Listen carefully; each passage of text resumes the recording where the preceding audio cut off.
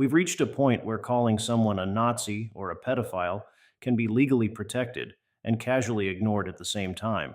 That should probably concern all of us because the gap between what's legal and what's responsible feels wider than ever. In the US, public figures like Donald Trump, Joe Biden, or Kash Patel have to meet an extremely high bar to win a defamation case. Since New York Times Company versus Sullivan, they must prove actual malice, that a statement wasn't just false but made knowingly or with reckless disregard for the truth. That standard protects open debate, even harsh criticism. But the cases also show where the line still exists. When statements are framed as facts, like the election claims at the center of the Dominion voting system's case, they can carry real legal consequences if they're provably false. That case didn't turn on tone or opinion, it turned on whether specific claims were true.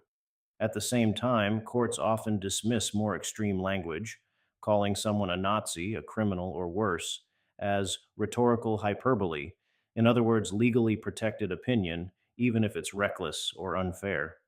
That's where the cultural problem starts.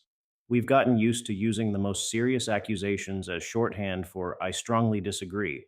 Calling someone a pedophile, a Nazi, or a traitor without evidence may be protected speech, but it still has consequences. It lowers the credibility of the person saying it. If everything is extreme, nothing stands out as serious. It distorts meaning.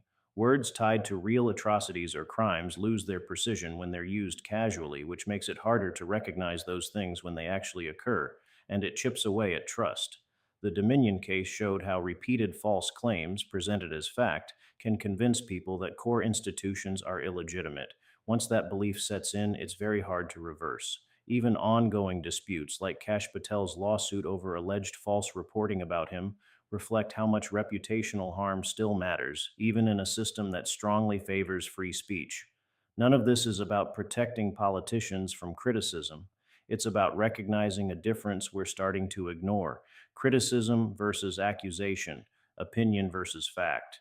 The law still treats that distinction as essential. Our public conversation increasingly doesn't.